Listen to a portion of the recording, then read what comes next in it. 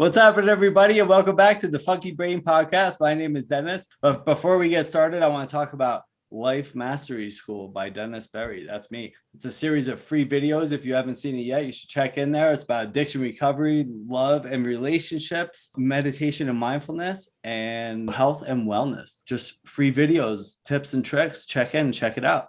So our guest today is a fellow advocate for addiction recovery, with her journey starting in January of 2006. And she's a very accomplished podcast host as well, a national speaker, a businesswoman, master coach, and owner of 2 men's sober living houses. And I love her style and her energy, Miss Angela Pugh. How are you doing today? I'm so good, Dennis. Thank you for having me on. So how is 2021 treating you, Angela?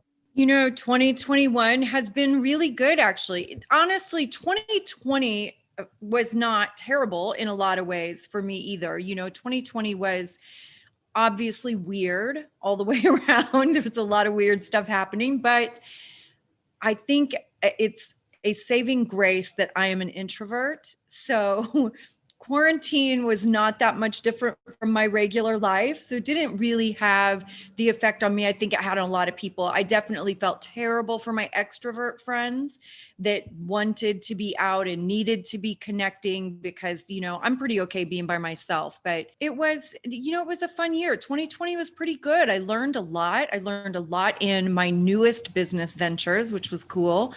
And 2021 has just been a continuation of that. I like that. That's great. I asked that question on almost every episode because for a lot of people it was traumatic, but for most people recently, they've been pretty optimistic and positive about it all. And for me, it was a great year too.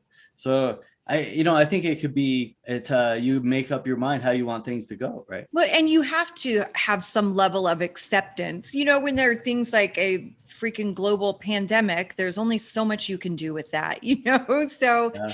It is kind of having the internal pivot of like, okay, these are my circumstances now. How can I make this fantastic? How can I be of service, make this great for my community and my people, and make sure that I'm okay?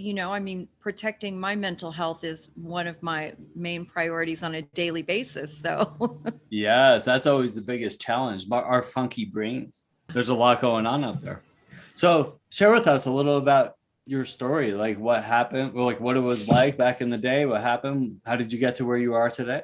Well, I would say my drunkalog, as we call it, is probably not much different than many people. One thing that's probably a little bit different is I started drinking a little later. I was not a drinker when I was in high school or anything like that. I was around alcohol. Like a lot of my friends drank. I went to parties. There was always beer at parties.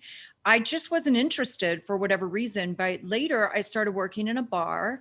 And once I was in that environment, it was very normal, right? So all of a sudden I was in this environment where everybody I saw every day drank every day. And I would say that was probably my first piece of recognizing that how I was drinking wasn't normal, is that I drank every day. Even though I didn't drink a lot, I wasn't going crazy. I wasn't having consequences because I didn't have any tolerance. It's like I couldn't drink a ton. I was a new drinker, but I knew that it wasn't necessarily normal to drink every day, even if you were only having a few.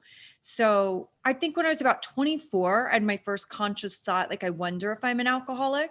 And I was just noticing little things that, like, I was a little more connected to alcohol than a lot of my friends were.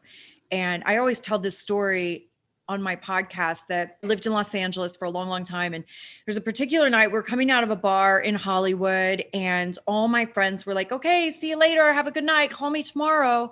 And I remember thinking, I was like, why are they going home? Like when we can drink more, because when they said last call in the bar, my mind went to, do I have alcohol at home? Do I need to leave a few minutes early and hit the liquor store? Are people coming to my house? Are we going to somewhere else?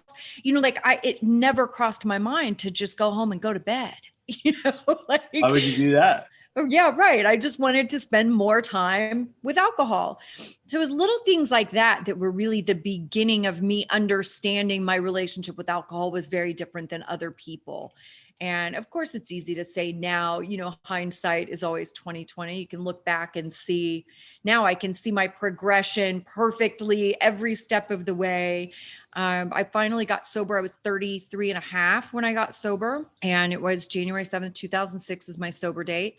My final was I crashed my car on the freeway at 70 miles an hour, and I hit another car. And there were a few minutes there that I thought I had killed the guy that I hit. And I don't remember a lot about my accident. Yeah, obviously, I was not in the greatest state of mind. But the thing that I remember that was so impactful is that I remember being on the side of the freeway and like looking out at all this wreckage. And the guy that I hit was fine. He was not hurt at all. Come to find out, I was the only one injured, and I was bleeding. My face was all busted up. And I remember looking at the scene of this accident and all the flashing lights and the mayhem and thinking like, oh my gosh, I have to call my mom and tell her I killed somebody.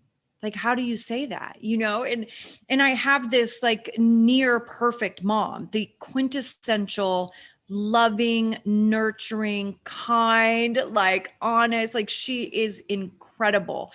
And that's what I was thinking was like, how am I going to call her and tell her I killed somebody? Like she's literally, I'm breaking her heart, So when I found out the guy that I hit was not hurt, then it was this whole other thought process, right? Of like, I never cared if I hurt me or not, but it never crossed my mind that I could hurt somebody else.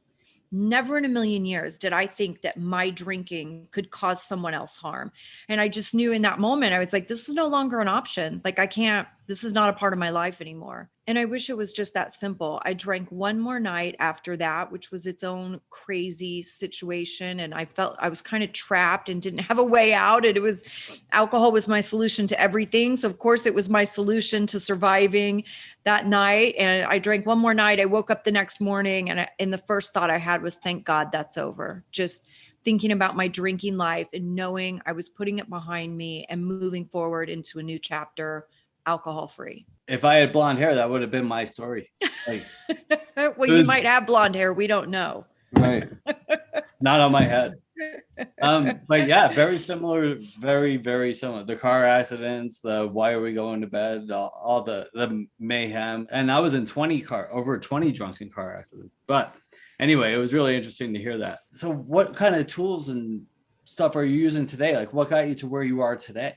Wow, what a journey. Like so many things. I mean, I've been sober now 15 years. So at the time that I got sober, AA was pretty much the only support group available. There wasn't a lot of other stuff. It's certainly not big. Like in Kansas City, I was in Kansas City when I got sober. I had moved to Kansas City. So they didn't have in-person meetings, right? Really here being a much smaller community than LA for sure.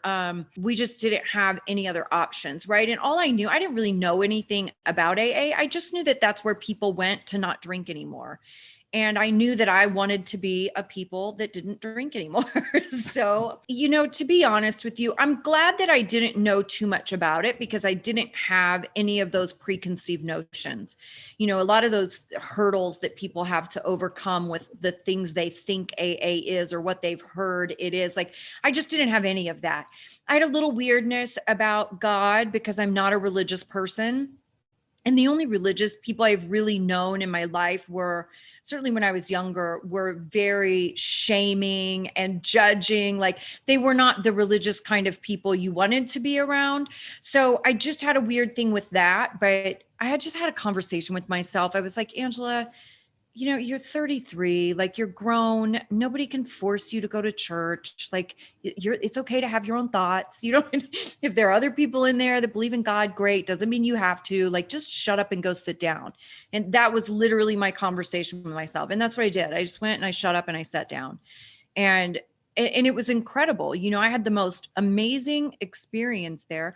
Not saying that every minute of it every day was great. Not saying that I didn't have some creeper dudes that I had to definitely put in their place. All those things happened, but I've had the same stuff happen at the grocery store. You know what I mean? Like weird things and uncomfortable situations are not specific to 12-step programs, So for the most part, I embraced it. I had a great time.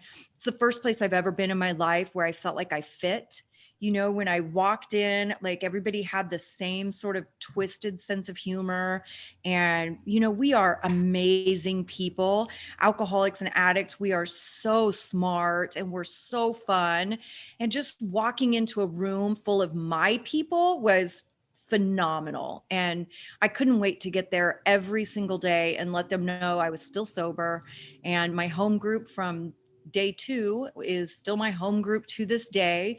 I'm not going every single day like I once did. And I've certainly added more tools through the course of my journey. And as I've learned more, I'm a total brain neuro nerd. So I love all of that stuff, certainly as a life coach.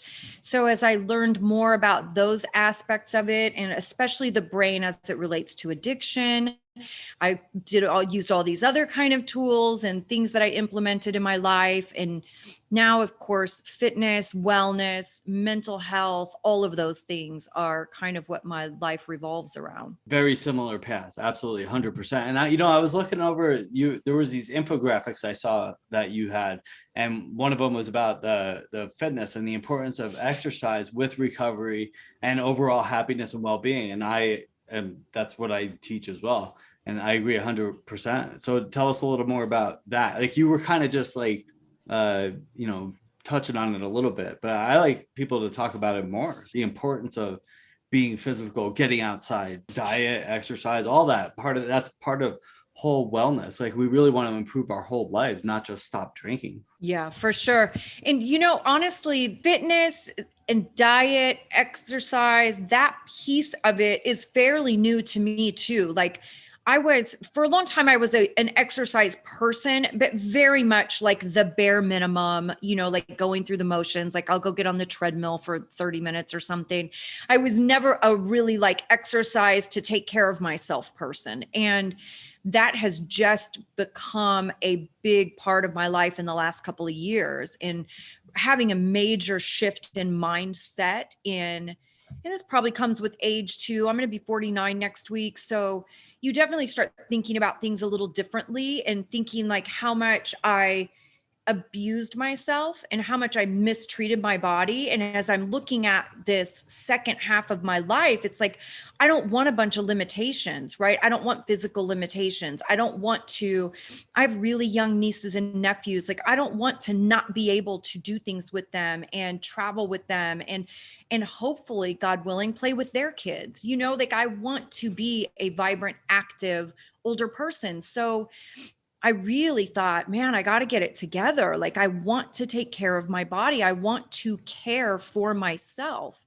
And a huge part of that too is I'm scared to death of pharmaceuticals.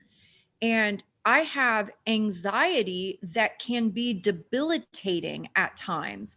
And I'm so scared that someday it's going to get bad enough that they're going to tell me I have to take medication. And I don't want to take medication. And that's when I first really got into the exercise thing. Is it used to be just for my anxiety. Like I would go and exercise and do some cardio because I knew it helped my anxiety, because there are a million studies that tell you exercise is more successful than any antidepressant or anti-anxiety medication.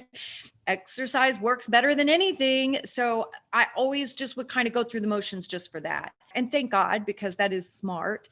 But I just don't want to have to take medication if I don't have to. I mean, I get meds have their place and sometimes they're necessary, but it is not going to be my first line of defense. It is going to be my last line of defense. I agree 100%. So another one I saw is the stages of change. Tell us a little bit about that. So the stages of change is a tool used in counseling and therapy and things like that. And I went to social work school and I studied a lot of psychology and neuropsychology because I love all that stuff. And the stages of change is just something they use a lot in treatment centers. And it's just to kind of gauge where people are in their journey so you know how to best serve them. So like the first stage of change is pre-contemplation. And that's the person that is kind of what I was talking about in my own journey a few minutes ago, where I kind of recognized that I wasn't doing it right. Like some very quiet alarm bells were going off, but I didn't know enough. I didn't have any sense of urgency to really make big changes and do things differently. It was pre-contemplation. I knew something wasn't quite right, but I wasn't taking any action, right? The next one is contemplation. And that's where you're just in a little bit of a different place. You understand that you might need to change or make some changes. It's becoming more clear to you. But these are all things that we can use as tools, even, especially as coaches too, any helping professional. You want to know these tools because I want to know where you are, so I know what tools to help you start developing. Like the next stage is preparation, where you really start thinking about, okay, I need to do something. What would that look like? You're preparing to make a change. Well, I can't come to you in the last stage, which is maintenance, right? I can't come to you from a place of maintenance if you're in preparation. I got to come to you in preparation and give you tools to help you in that stage. And that's what the stages of change do. I love that. Yeah. See eye to eye, and so last week I was in the sauna and this kid, I'm 49. So this kid was like 24 or something. He's like, Dennis, he knew what I did. He goes, do you have any good words of advice to give a young guy who's starting out? And I was said, always continue to ask for help. Always, right? If you don't know something, it's okay not to know, as long as you know you don't know. Just like reach out, continue to learn. Don't ever lose your sense of wonder. So what is something that you would say to someone who's just starting out? Nurture yourself. It is something that we are so bad at all the way around, especially the people who have spouses and kids and jobs, right? And you're just pulled in so many different directions, and it really starts to feel nearly impossible to care for yourself. Self-care as a term has kind of gotten a bad rap in the last several years. It sounds so cheesy, but you have to refuel your soul, right? Like you can't be out in the world as life and all the people around us are withdrawing from you every day. They're withdrawing your energy. It's withdrawing your self-esteem. It's eating away at you. It's breaking you down. You can't do that for years and years and years without refueling. I have to replenish those sources or I don't have anything to give. And it's so simple. For me, it's a lot learning, right? I am a super, super nerd. I love to learn. I literally want to know everything on the planet. So I can sit down and Google the most simple thing. And that might eat 3-4 hours of my day, because I'll just go down the rabbit hole. Be like, ooh, what about that? Let's read that one. Oh, YouTube, like I love to learn. So that's a big piece of my self-care, is making sure I'm cutting out little pieces of time to nurture myself. Sometimes I got to shut the phone off. I'll shut down the computer, shut off the phone, and leave it for a couple of hours. And sometimes my little niece will do it for me.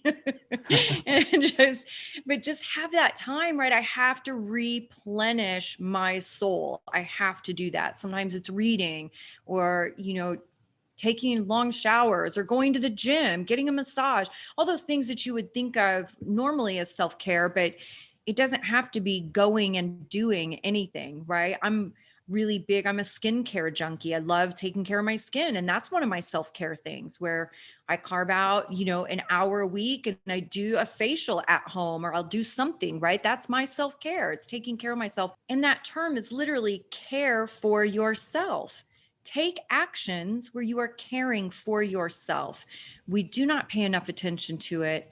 And it just will run you down so fast. And that's how you end up like bitter and resentful at life and playing the blame game and blaming your job. Your life is bad because your job sucks, or your life is bad because your spouse sucks, or you're in a bad relationship, or your kids are hard, right? We want to get in that blame game where if we take some time and replenish our little souls, then we can deal with that stuff a lot better. Yeah, I love that. Self-love, self-care, self-respect, and putting boundaries around on yourself. When you visit with somebody, you should leave with more energy than when you came.